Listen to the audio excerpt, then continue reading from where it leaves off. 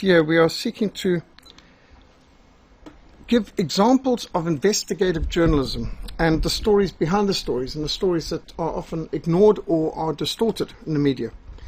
So the Reformation presentation tonight is on the Katyn Forest Massacre, unraveling one of the many secrets of the Second World War. And we haven't even begun to get to the full truth of the Second World War. There's so much lies and deception that's been thrown at us. Everywhere we look, we find lies, lies, and more lies. And when you can see that there are some of the files that have been sealed for 30 years in the case of Operation Keelhaul, or 60 years in the case of Enigma code breaking of GCHQ, the General Cipher and Code breaking group of Bletchley Park and all the others, as Max Hastings, Sir Max Hastings, who wrote The Secret War, which I went through last year, he said that every history book is going to have to be rewritten of the Second World War, because they had kept secret for 60 years the codes, the secret war, what was going on behind the scenes. And so we're still digging out of Kremlin files and all sorts of other things. Jesus Christ taught, "You shall know the truth, and the truth shall make you free." It is essential that we learn the lessons of history, the truths of history, to recognize the lies of propaganda. We need to study the Word of God so that we can be freed from deception. The first casualty in war is truth. The truth is killed by the propaganda which is needed to mobilize whatever they want for getting people to be willing to kill their neighbors, cousins, and friends. My history teacher in Rhodesia, Mr. Rhys Davies, used to remind us, beware the victor's version. Wartime propaganda morphs into peacetime textbooks, and propaganda, what lies behind us and what lies before us, are small matters compared to what lies directly to our faces, which is television. It's called programming for a reason. So, unraveling one of the many secrets of the Second World War. A complex edifice of deception has been thoroughly dismantled by patient and persistent perseverance and pressure. In fact, this is a classic case of excellent journalism that has seen it through decades and generations to the truth. On a mission to Poland in 1990, I saw a monument for the victims of the Katyn Forest Massacre in 1940. So immediately I said, "Don't you mean 1941? And my Polish host looked at me in disgust and said, "Don't tell us you believe the Russian propaganda." I didn't know what they were talking about. The Polish Christians were most agitated over my ignorance on this matter. And I got such an education going to Eastern Europe, because the Christians in Eastern Europe don't see things the same way we do. What freedom, they'd say. We never got any freedom. What democracy? We didn't get any freedom or democracy out of the Second World War. You betrayed us. What do you mean we betrayed you? You allies, Britain, America. Unfortunately, South Africa was allied. You betrayed us to Stalin, Soviet Union. Well, that's not the way we saw it from all the movies we watched when we were sort of cheering for the good guys and realizing, justice was on our side and other guys were totally evil, we were totally good. And people in Eastern Europe didn't see it that way. Finland, Latvia, Lithuania, Estonia, Poland, Belarus, Ukraine, Hungary, they didn't see it that way, all the way down to Yugoslavia. You betrayed us. 150 million Christians betrayed behind the Iron Curtain at Yalta. They explained that Great Britain and France had declared war on Germany 3rd of September 1939, ostensibly because Germany had invaded Poland. That's our rationale, our reason for the war. But Russia also invaded Poland in September 1939. And then they'd add, well, of course, most history books admit that fact. Indeed, they do.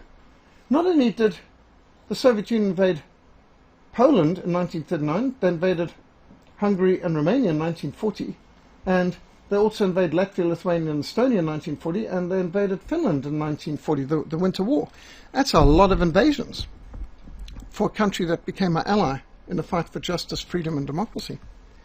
And here are some of the Russian troops heading into Poland, dismantling the structures of the border defenses, crossing the rivers, taking down the border posts, and in fact Russia annexed a full half of Poland's territory.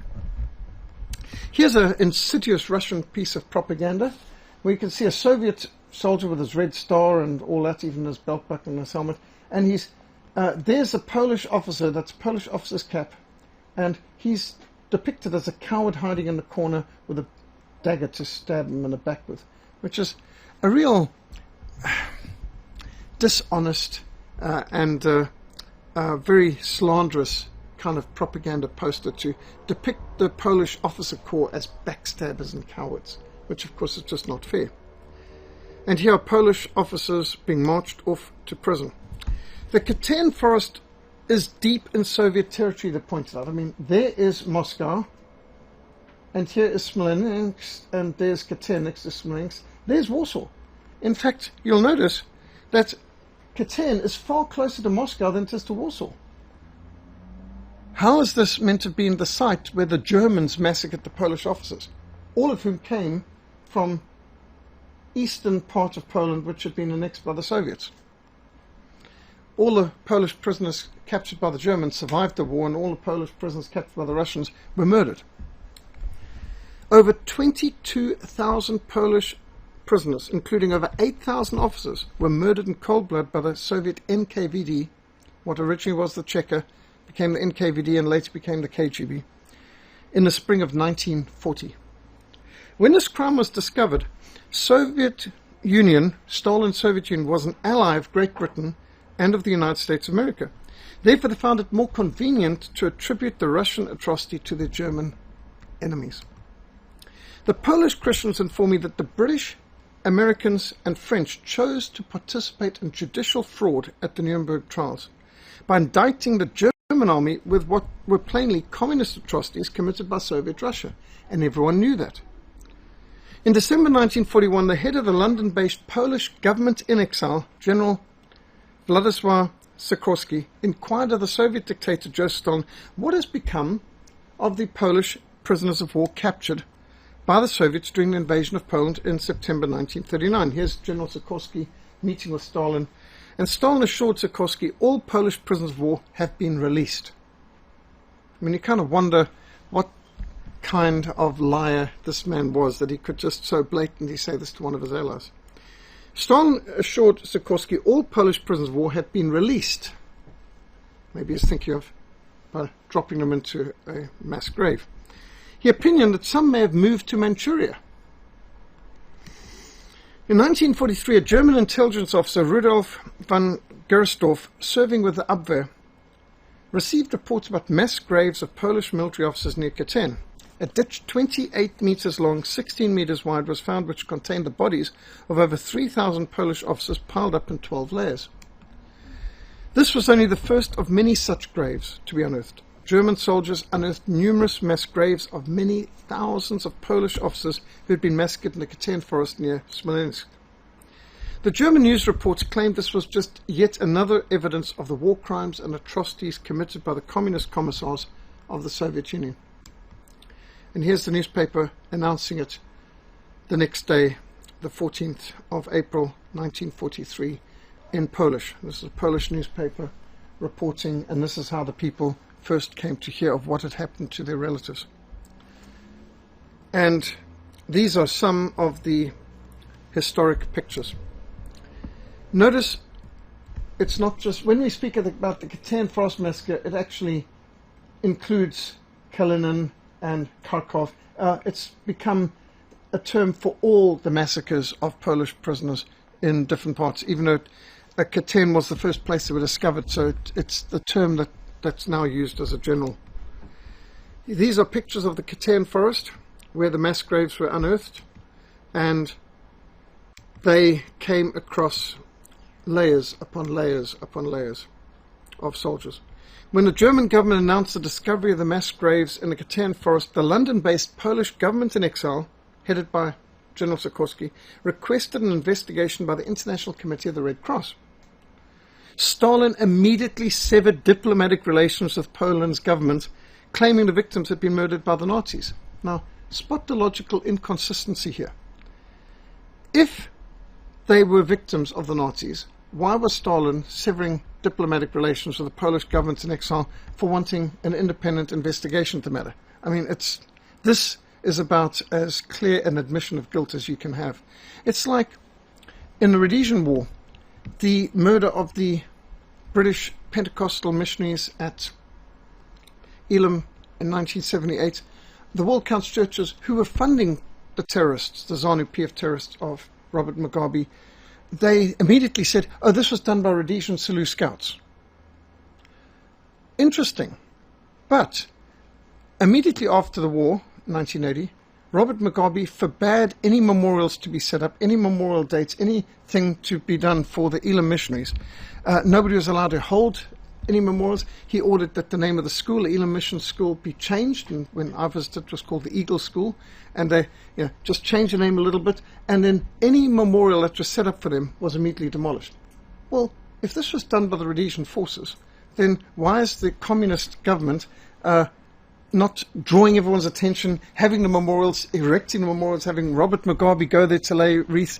It's so obvious. Anyone with a couple of brain cells to rub together can see that it's an admission of guilt when they forbid you to even investigate what happened there.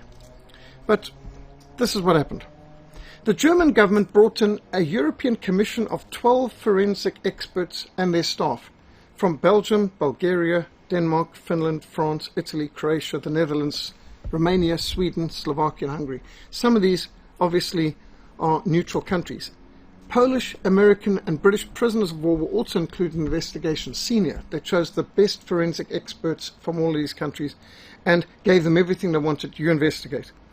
The reports of these neutral investigators confirmed the victims were indeed Polish officers, non-commissioned officers, and intellectuals, professors, and so on, who were victims of Russian forces in the summer of 1940. They made maps of where the graves were. It expanded as they discovered more.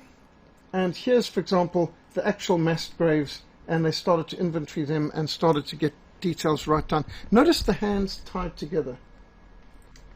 Here you can see it even clearer. The hands tied together. These are not people who died in a war. These are people who were tied up and shot in the back of the head. And again, the hands tied behind the back. As you can see, bullet hole in the back of the neck. And here the investigators are investigating, and they can see the bullet holes in the back of the neck, each single one. Plainly Polish money, Polish military insignia, Polish Roman Catholic types of medallions, Polish watches, Polish military medals. And relatives were brought out to identify the effects of their loved ones. Now, talking about it without a face or name is one thing, but when you put a face to the people, realize these were the intellectuals, these were the leaders, these were from the finest families, and it was the leadership of Poland. When the Polish government in exile, epitomized by General Sikorski, notice there's Churchill, there's de Gaulle, so that's the French government in exile, that's the Polish government in exile, so-called, and there's old bulldog Churchill himself. So when the Polish government in exile insisted on bringing the matter before the International Red Cross, General Sikorski died in an aircraft accident, 4th of July, 1943. So it's an event that was described as convenient to the Allied leaders. Numerous books and documentary films have been made of the assassination of General Sikorski. One that's in Polish, the English subtitles I'm trying to get hold of, I've only seen the trailer, is Attempt at Gibraltar. Now, General Sikorski was a kind of person who wouldn't let this go. And here you can see Churchill, de Gaulle, Franklin Delano Roosevelt of America, with General Sikorski. And here again you can see Churchill, de Gaulle, obviously the tallest, Sikorski, and a British officer. And of course the Polish leader was meant to be the British ally. Here he is meeting, in this case, French troops in the field, and on this occasion meeting with French officers. Here's old Churchill, Roosevelt and Stalin, the big three of the Allies, and we've got Sikorski meeting with these folks of the Russians at that time. Plainly, here are the facts about the massacres in Katyn and others deep into the Soviet territory. At this moment, General Sikorski is wanting to get to the bottom of this, and the International Red Cross is going to help him. I think this photograph just shows you body language and facial expression of Winston Churchill as Prime Minister of Britain. He no longer likes Sikorsky at this point. I mean, that's pretty clear. Roosevelt phones Churchill. In fact, all the communications records at this time are still sealed. Still 70-something years after the war, you can't access the communications between Churchill and Roosevelt during these key months. And the information that we have, and which the Polish maintain, is that Roosevelt contacted Churchill and said, you've got to do something about Sikorsky. He's going to upset our whole alliance. He's got to go. And so Winston Churchill then ordered Sikorsky to fly to Gibraltar and then on to North Africa, where Poland had some forces as part of the 8th Army, and to inspect the force there and do a kind of morale-boosting visit. And his daughter, who was also in the Polish army, traveled with him as his aide-de-camp, and his whole cabinet, effectively, his whole high command, he was not only the Polish government in exile, he was also the general commanding of Polish forces. You can see on his shoulder, Poland. Here he is in the 8th Army. Who knows, my father might have even been there at the time.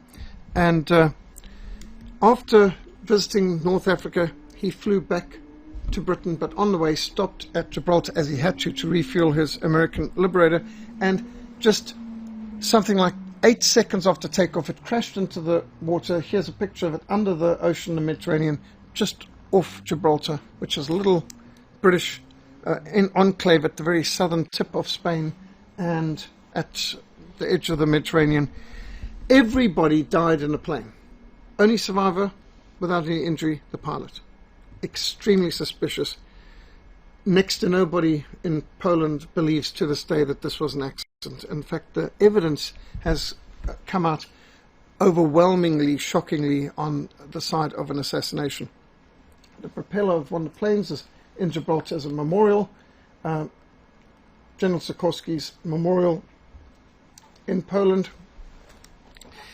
Kim Philby, British MI5 agent, happened to be the man in charge of the Iberian Peninsula, and he was in Gibraltar at that time. He was the most famous KGB double agent. He was serving both the Soviets and the British at that time. The evidence is both the Soviets wanted Sikorsky dead and the British wanted him dead. This man would have probably had an order from both. The question is, who got to him first? And did he murder Sikorsky on the orders of Churchill or on the orders of Stalin, or both? The Soviet Union's ambassador to Britain happened to be in Gibraltar, and his aircraft was on the landing strip at the same time as the Polish one, which is incredible coincidence. And that there's not a single survivor except the pilot, who wasn't Polish, he was Czech, and there's a lot of interesting things that come out of this. Here's Kim Philby. Decades later, in Moscow, he fled. He was tipped off because the British had so many KGB agents, amongst them moles they called him, that in fact Kim Philby was one of the Cambridge Five. He's one of the 5 MI5 operatives who was already recruited in Cambridge University by the KGB and was loyal to the Soviet Union. And it was some of the highest. In fact, the 5th man turned out to be Sir Roger Hollis, who was M, who was the one giving James Bond his instructions from 1945 to 1968. Effectively, he would have been the one running the 00 section. So if you take all those James Bond movies before 1968, M was actually working for the KGB, Sir Roger Hollis. And so these were all tipped off. None of them were caught because all of them escaped before they were actually able to be arrested. And so he spent the rest of his years with the Order of Lenin in Moscow and so on.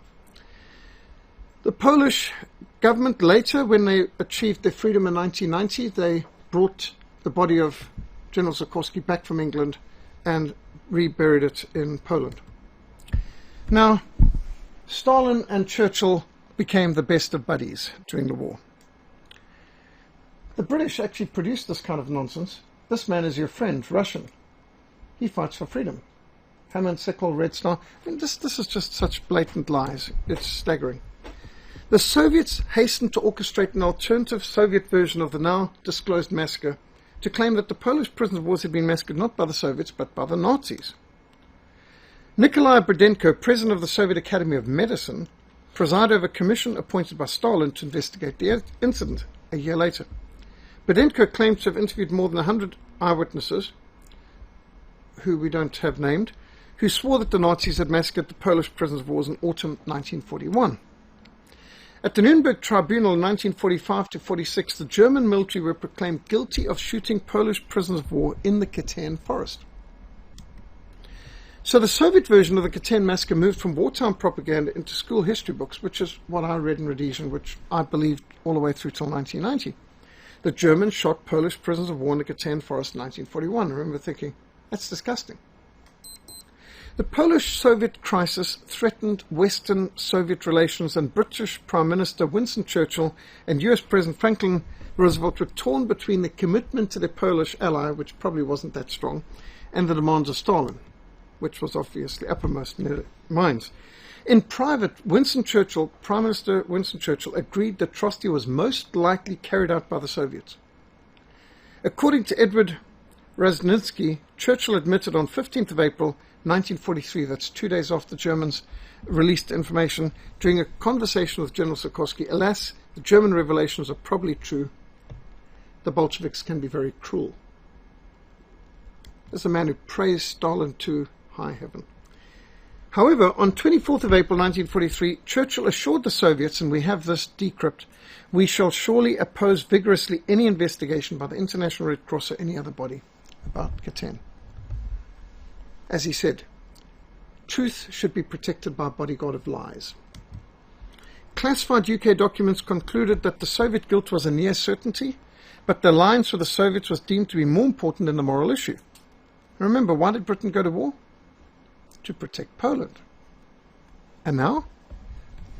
The official version parroted the Soviet propaganda, and the censor suppressed all contradictory accounts, and the average Englishman wasn't aware that there was another version. The British Foreign Secretary pointed out several inconsistencies and impossibilities in the Soviet version, not least the distance.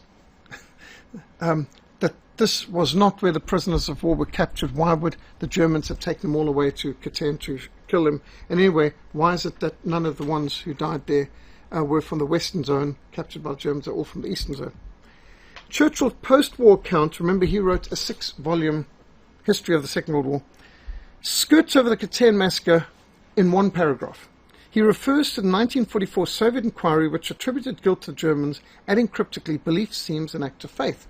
So he gives no attention or credence to the Katyn Forest massacre being done by the Germans, even though this book came out while most people accepted it, showing you that Churchill, although he was a liar and all that, he wanted to be considered a historian, so he is very careful what he put in his history books, because he is thinking of the long view of history when it looks back, and so he didn't dare to parrot openly that he believed the propaganda, but he puts it surreptitiously that later when you discovered, you see, well, he didn't really believe it anyway.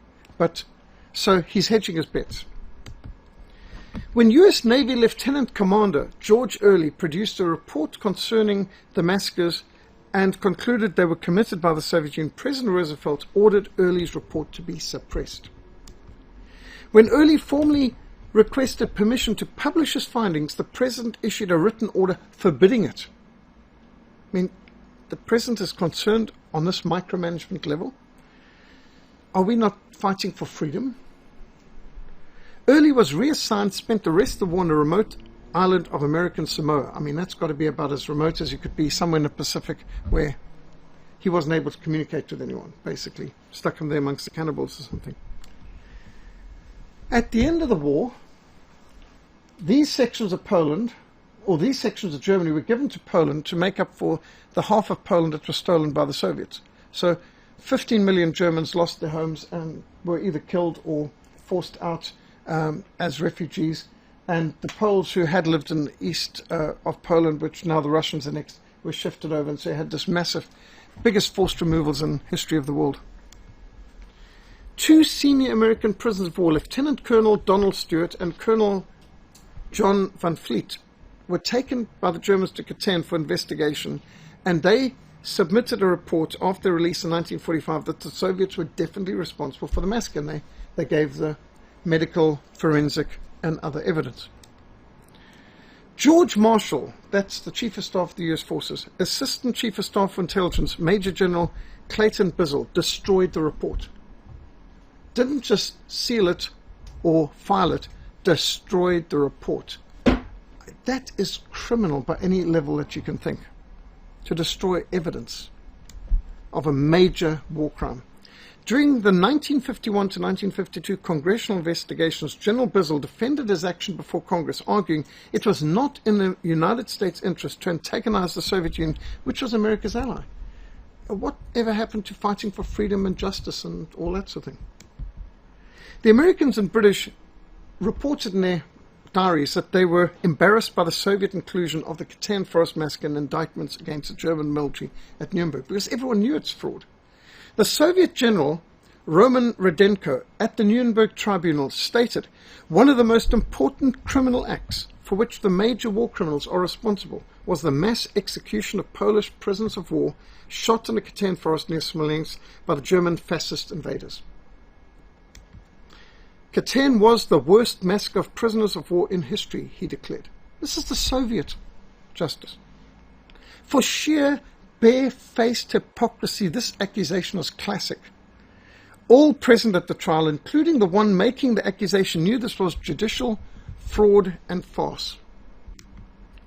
The Black Book of Censorship in the People's Republic of Poland under the Soviet occupation stated, any attempt to burden the Soviet Union with the responsibility for the deaths of Polish officers in Katyn forest is forbidden. You'll lose your job, your home, maybe your life if you do. Further evidence that everyone knew who was really responsible was that given even the most simple memorial erected in Poland, such as Katyn 1940, was confiscated by police and destroyed. Anything. I mean, you put up some sign, they said they'd put up a paper sign on notice board, Katyn 1940, normally around 13 April. Taken down, destroyed. I mean, they wouldn't allow anything. Again, if Katyn had been something done by their enemies, they would have been putting on the front page of the newspaper. The Polish practice was to erect memorial crosses on All Saints' Day, and these were always dismantled by the police. If Katyn had really been a Nazi atrocity, it would not have been a taboo subject in a communist-controlled country. Not only did the Soviet Union forbid any monuments to be erected to victims of the Katyn massacre, but the British government objected to plans to build a Katyn monument in the United Kingdom. I mean, really and truly, how petty, how disgusting to think that they couldn't even allow the Polish relatives living in exile in Britain to have a memorial to their relatives. In the 1960s, the Soviets launched a disinformation offensive to sidetrack the persistent accusations of Soviet atrocities and massacres throughout Eastern Europe, one of the most persistent of which was the Polish people speaking out against Katyn. A village in Belarus, Katyn, K-H-A-T-Y-N, whose name is very similar to Katyn, was chosen as a site for a memorial to commemorate the victims of Nazi atrocities. Now apparently, we don't have any evidence for this, but apparently 149 Katyn villagers had been massacred by Ukrainian and Belarus soldiers who were fighting on the same side as the Nazis in March 1943. The Katyn Memorial became an obligatory stop for all foreign visitors, and this disinformation campaign scored its major success in 1974 when American President Richard Nixon was brought to Katyn to remember the Polish victims of the Nazis. He laid his wreath and all this, they got all their pictures, and boy were the Soviets, Pravda and Izvestia, delighted. From this time, all Soviet publications displaced Katyn with Katyn, including in Polish encyclopedias and historical dictionaries. Every Soviet leader had to deal with the persistent Polish charges of the Katyn Forest Massacre. The Polish Solidarity movement in the 1980s used underground printing presses to expose Soviet duplicity and print the facts about the Katyn Forest Massacre, and I was shown some of those when I was visiting Poland in 1990. Mikhail Gorbachev launched an historic commission in 1987 to create a new Soviet version of what actually happened at Katyn. Gorbachev's Politburo proposed in 1988 to build a memorial to victims of the massacre executed by Hitlerites in Katyn, alongside a memorial to 500 Soviet prisoners of war supposedly also killed at Katyn by the Germans, which is a myth created by the Budenko Commission with absolutely no evidence that it ever happened at all. Gorbachev also offered the Poles a simplified procedure for relatives wishing to visit the sites where their loved ones lay buried. However, the Polish historians tenaciously exposed the Russian responsibility, and the Catholic Church in Poland labelled the Katyn massacre one of the worst crimes in the history of mankind, which it surely is. Gorbachev's trusted advisor, Valentin Phelan, reported the Polish historians subverted the Soviet Commission by producing their own evidence exposing 1944 Budenko report as spurious. Without waiting for the Soviet Commission's response, the Poles began publishing the facts, and the problem just stubbornly refused to go away. Even the communist puppet government of Jaruzelski, now Jaruzelski was totally Soviet puppet, but he was the head of state, the dictator of Poland at the time. He even had to admit the liquidation of the Polish officers was the responsibility of the Soviet Union. On the symbolic date of 13 April 1990, 47 years after Berlin radio had announced the discovery of the massacre site, and 50 years after the massacre began, Gorbachev handed over 2 boxes of evidence to the Poles. The documents made clear the Katyn massacre was the work of the head of the NKVD, Lavrentiy Beria. Gorbachev now attempted to convince the Poles that more than 20,000 Polish nationals, top leaders, had been executed by the secret police chief without any authority from the Soviet Politburo. Now, knowing how top-down totalitarian communist governments work, that's not possible. This limited confession and further attempts at deception only enraged the Polish people further. An investigation conducted by the Prosecutor General's Office of the Soviet Union in 1991, later by the Russian Federation, confirmed Soviet responsibility for the massacres. However, the Russian Federation later tried to diminish the numbers of deaths to 1,803 Polish citizens, like this would make it any better. They also refused to classify the action as a war crime or as an act of genocide. They declared the investigation closed on the grounds that the perpetrators of massacres were already dead. Now, these are some of the NKVD mass murderers directly responsible for the Katyn massacre. In October 1992, Boris Yeltsin, who had replaced Gorbachev, lowered the Soviet flag, raised the Russian flag, abolished the Soviet Union, handed over newly found secret documents from the Soviet Politburo to the Polish President Lech Walesa. This was a very decisive move. The Politburo order, dated 5 March 1940, was entitled Question of the NKVD. In it, Beria informed Stalin that 14,736 Polish officials, police officers, gendarmes, and other intellectuals were being held in prison camps in occupied Polish territory, and that 18,632 similar persons were being held in the western province of Ukraine and Belarus. Beria requested permission to shoot them all. Stalin's in favor,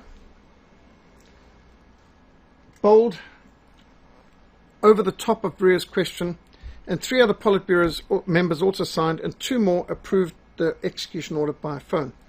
The document was labelled Top Secret. Of the total killed, about 8,000 were Polish military officers taken prisoner during September 1939's Soviet invasion of Poland. Another 6,000 were police officers, the rest were Polish intelligentsia arrested for being bourgeois. The Katyn Forest massacre was justified by Stalin's Politburo as necessary to deprive a potential future Polish military of their leadership. Since Russia intended to keep the eastern portion of Poland, he was determined to deprive it of a large proportion of its military and intellectual elite. Those who murdered included an admiral and 14 generals, 77 colonels, 197 lieutenant colonels, 541 majors, 1,441 captains, 70 naval captains, 6,000 other officers, 3,420 non-commissioned officers, 18 chaplains, 20 university professors, 300 physicians, hundreds of lawyers, engineers and teachers, hundreds of writers and journalists, and over 200 pilots. Vasily Mikhailovich Blokhin, this man, the chief executioner for the NKVD, is reported to have personally shot and killed 7,000 of the condemned from the Ostrovashkov camp over a period of 28 days just in April 1940. Personally, he shot 7,000 people. I don't think there's ever been a person who has killed more individuals personally than this individual. I've never heard of anyone who's done something to match that. Further documents revealed that every Soviet chairman since Joseph Stalin had signed out the Politburo's Katyn file and were all well aware of the Russian complicity in this crime. In a memo dated 1959 to Chairman Khrushchev, Interior Minister Alexander Shlepin reported, "The Committee of State Security has held, since 1940, case files and other materials regarding prisoners and interned officers, policemen, gendarmes, military settlers, landowners, persons from former bourgeois Poland who were shot in the same year, 1940. In all, on the basis of the decision of a special troika of the NKVD, USSR, 21,857 people were shot. The entire operation was carried out on the basis of a decision of the Central Committee of 5 March 1940. Since 1940, no information from these files was released to anyone. All of the files, numbering 21,857, have been stored in a sealed location. To Soviet organs, all of these files represent neither operational interest nor historical value. It is also doubtful that they could be of any real value to our Polish friends, meaning the Communist Party of Poland. Quite the contrary, any unforeseen incident may lead to the revealing of the operation with all the undesirable consequences for our state. This is especially so because regarding those shot in the Katyn forest, there is an official version, supported by an investigation carried out on the initiative of the Soviet state in 1944 by the Budenko Commission, which conclude that all of the Poles liquidated there are considered to have been killed by the German invaders. The conclusions of the Commission became firmly established in international public opinion. It seems appropriate to destroy all the records regarding the persons shot in 1940 in the above-mentioned operation. Schlepin's recommendations to purge the records were carried out with over 21,000 case files destroyed. However, the Politburo execution order, this order, and the memo from Berea remain in the official record. Not only that, this is the smoking gun, as they call it, but also the reports on this and the destruction of those case files. Files later released from Gorbachev's time include advice from advisors that should the truth of the Katyn Forest massacre come out, people could be convinced that the Soviet Union was no better than, and may have actually been worse than, Nazi Germany during the war, and that the Soviet Union bears no less responsibility for the war. Indeed, no jokes. Polish historians point out that during the 1930s, hundreds of thousands of Poles living in the western areas of the Soviet Union were marked out for persecution by Stalin, either execution or deportation to Central Asia. The Soviet invasion of Poland in 1939 was carried out by more waves of arrests and mass deportations to the east, to the Soviet concentration camps spread across Siberia. Just notice how they had 6 levels of bunk beds. You know, if you know what it's like to be in a double bunk bed, just imagine 6. While Katyn Forest Massacre took place, hundreds of thousands of Poles, especially the better educated and economically active citizens, were already in exile in Siberia or in labor camps in Central Asia. They were herded there in horribly overcrowded freight trains. At least 1 out of 5 of them died during transportation to the Soviet concentration camps. Between 320,000 to possibly up to 1 million Polish citizens were deported to the Soviet Union. Of one group of 12,000 Poles incarcerated in Delstroi, near Kolyma, an infamous concentration camp in the Soviet Union, in 1940, only 583 of the 12,000 survived by 1942, just 2 years later. Over 570,000 Polish citizens were arrested and incarcerated in concentration camps by the Soviets during the war. Polish prisoners were subjected to lengthy interrogations between October 1939 and February 1940 by people like this. These interviews were a selection process to determine who would live and who would die. According to NKVD reports, if the prisoners could not be persuaded to adopt a pro-communist attitude, they were declared hardened and uncompromising enemies of Soviet authority and condemned to death. And these are the people who did it. I mean, all these are pictures of NKVD people who actually took part in the massacres of the Polish prisoners. When Germany launched Operation Barbarossa in September 1941, the NKVD concentration camp guards massacred thousands of Polish prisoners before fleeing eastwards to avoid the German advance. When the war was reaching its end and the Red Army was at the very gates of Warsaw, radio broadcasts from Russia urged the Polish citizens to rise up in revolt, and this was the famous Warsaw Uprising. The Soviet army was then ordered to stand down, stand by, render no assistance to the Poles as the Germans crushed the Warsaw Uprising. Stalin said it's better that all resistance in Poland be crushed before a Soviet occupation. In 1990, Polish Christians saw that I had a South African flag lapel pin on my jacket, and people in the streets would literally approach me and thank me that the South African Air Force alone, amongst allies, flew in weapons and aid to the Polish underground during the Warsaw Uprising. I was surprised because I didn't know this. I mean, I thought I was pretty well informed on history. I'd read that the Royal Air Force had flown aid to the Warsaw, but this was another lie. They said no, it was the South African Air Force. But because of apartheid, historians had expunged South Africa's role and replaced with the RAF. Here you can see the Springbok inside, it's the Springbok within the roundel, within the castle there, as part of the South African Air Force flying American liberators. They flew from Italy all the way across Germany and Hungary to Poland, dropped aid. Very few of them survived. And here are the Polish people receiving some of the aid dropped by South African Air Force into Warsaw. Medical aid, things like that. Well, later after that, I noticed that at the War Museum in Rosebank, Johannesburg, they had a gathering of Polish citizens and some of the survivors or relatives of the South African Air Force who flew the incredibly courageous supply to Warsaw. And they had this gathering.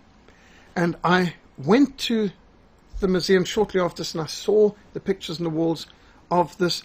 And how did they keep this secret for 45 years? The South African Air Force done. Now, it wasn't even in our history books. Just extraordinary how things like this could have been uncovered generations later about what happened there. The Polish people hadn't forgotten. Some of our aviators or their grandchildren were there, and a lot of pictures. The fact that history books could be rewritten to conform to politically correct dictates is deeply disturbing. Take, for example, the Springbok Legion having liberated Abyssinia, which today is called Ethiopia. Addis Ababa was liberated by South African Springbok Legion during the Second World War. And they abolished slavery in Ethiopia, which had been, it was legal until 1942 when South African forces abolished slavery before handing back to Emperor Haile Selassie and withdrawing from the country. Now, again, in the history books I'd read that the British had liberated Abyssinia from the Italians. I didn't know the South Africans had, and you had to do a bit of check. Oh, gee, actually it was our forces. But again, it was a bit politically embarrassing. South Africa liberated the Abyssinians, so they just changed to the British. And this kind of rewriting of history is actually outrageous. Polish citizens strenuously objected to any suggestion that they'd been liberated by the Soviets. They had a statue of the Soviet soldiers who had liberated Warsaw. In fact, many of the people there said it's a statue to the unknown rapist. Yeah. The statue of these soldiers meant to have liberated them. They're called not the unknown soldier, but the unknown rapist. They said the Soviets never liberated anyone. The Red Army was only a curse. The first act of the Soviets on occupying Poland was arresting all the leaders of the underground army and government that had survived the Warsaw Uprising. Polish Christians point out that most of the atrocities attributed to the Germans, some said all, were actually committed by communist officials, by Soviets, by the commissars, and conveniently blamed on their defeated enemies who didn't have a voice to question or to counter. Polish relatives of the victims continued to urge the European Court of Human Rights to rule on the crimes of the Stalin regime. Now, to Vladimir Putin's Russia, the Katyn forest massacre is an inconvenient truth. Very frustrating. It taints Russian wartime heroism. Putin's chief military prosecutor, Alexander Savinkov, issued a ruling on Katyn on 11th of March 2005, in which they acknowledged the NKVD Troika had found 14,542 Polish citizens held in NKVD camps guilty of committing state crimes. I mean, what chance is there? At 14,000 individuals all committed state crimes. Made a decision to shoot them in the spring of 1940. Putin's representative claims that these Soviet officials abused their authority, but that no criminal case could be opened against them because the guilty parties had since died. This is the Lubyanka, by the way, KGB headquarters in Moscow. The Polish claim of genocide was rejected, and although they agreed to hand over 67 of the 183 volumes of evidence, 2/3 of the remaining evidence was to remain classified. The Polish parliament was outraged and demanded that Russia's Katyn archives all be declassified, and that the Russian courts rule the Katyn forest massacre was an act of genocide. Communists throughout the world would prefer the truth about Katyn to be buried or remain buried. But Christians in Poland and throughout Eastern Europe determined to exhume the secrets and expose the true nature of Soviet communism. They were not liberators. They weren't fighting for freedom. They weren't our allies. Human rights societies continued to pressure the Russian government, the Duma. Until in November 2010, the Russian State Duma finally approved the declaration blaming Stalin and other Soviet officials for having personally ordered the massacre of the Polish prisoners of war. But this was only after the disastrous plane crash of Polish leaders en route to Katyn for the 70th anniversary commemoration. The Polish president and his wife, the Chief Justice, 10th of April 2010, an aircraft carrying the Polish President Lech Kaczynski, his wife, and 87 other politicians and high-ranking army officers crashed near Smolensk, killing all 96 on board the aircraft, virtually the entire Polish government and leaders. By the way, the chief rabbi of Poland was also meant to be on a plane, but he at the last minute cancelled and wasn't on board the plane. The passengers were to attend the ceremony marking the 70th anniversary of the Katyn massacre. The Polish people were convinced they were victims of a communist terror campaign which assassinated their president, and the senior leaders of their country on the eve of the most important and solemn anniversary of this massacre, the 70th anniversary. And can you imagine? Many observed it's just like the assassination of General Sikorski in 1943. In the furor following the death flight of the Polish government, Russia had to run up the white flag, and here finally Vladimir Putin came and prayed and laid wreaths at the site of the Katyn forest massacre. This was total capitulation by the Russian government. At that point, nobody could hold back anything. And then the Russian Duma finally, after this death flight, had to acknowledge Russia's guilt for the Katyn forest massacre. And this is after how many decades of lies, more lies, misdirection, false accusations, bearing false witness. In 2011, the European Court of Human Rights declared admissible 2 complaints of relatives of the massacre victims against Russia concerning the inadequacy of their investigations. This is the International Court of Justice. In a ruling on the 16th of April 2012, the court found Russia had violated the rights of the victims, the relatives, and described the massacre as a war crime. It took 72 years. But facts are stubborn things. And the people in Poland struck me as the most relentlessly persevering. They would not back down. They would not accept the lies. They would not accept the misdirections. They wouldn't accept the half-truths. They didn't accept any of the nonsense that was dished up. They stepped to honor their relatives, in some cases their grandparents. They would not back down. And so these are some of the posts that are there. And the facts, the maps, the Polish flag. This is the entrance to the Katyn Forest Massacre Memorial Site.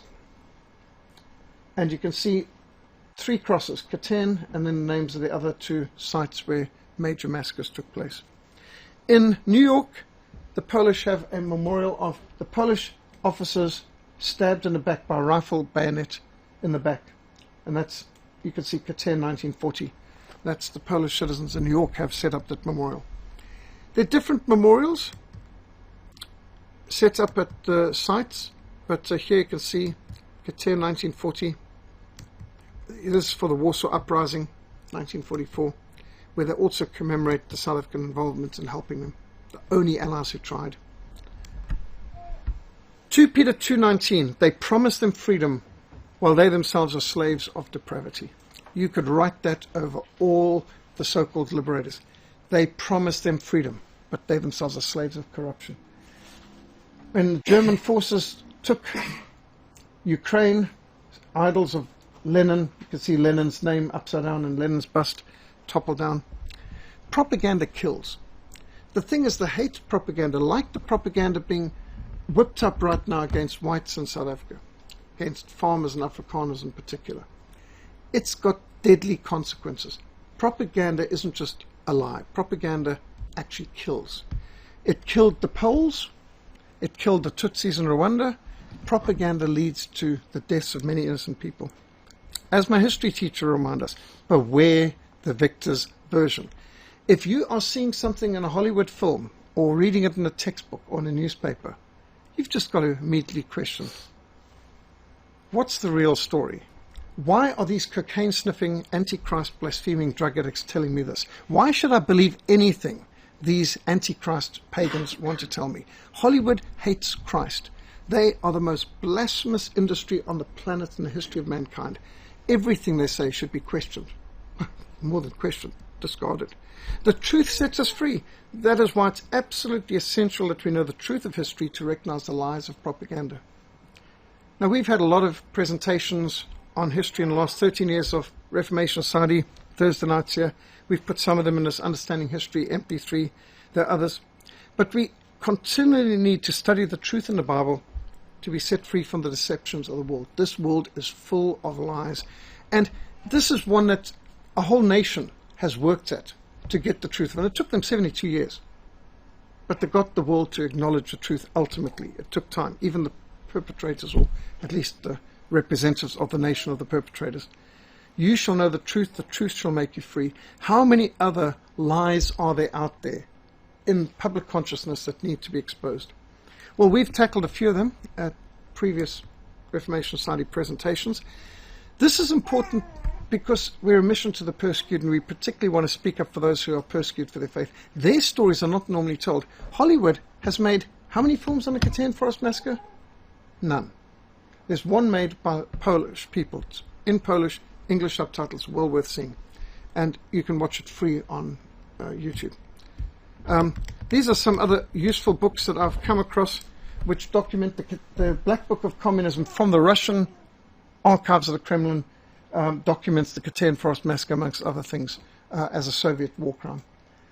Freedom Betrayed, Herbert Hoover saw this coming, and he also put a lot of the details about Franklin Delano Roosevelt's involvement and Churchill's involvement in betraying the Christians of Eastern Europe into the hands of the Soviets. Professor Rummel, professor of political science in University of Hawaii, his book Death by Government, staggering. Absolutely, he calls it democide. Governments organizing the deaths of their own people. Patrick Buchanan also deals with the Katyn Forest Massacre in his Churchill, Hitler and Unnecessary War.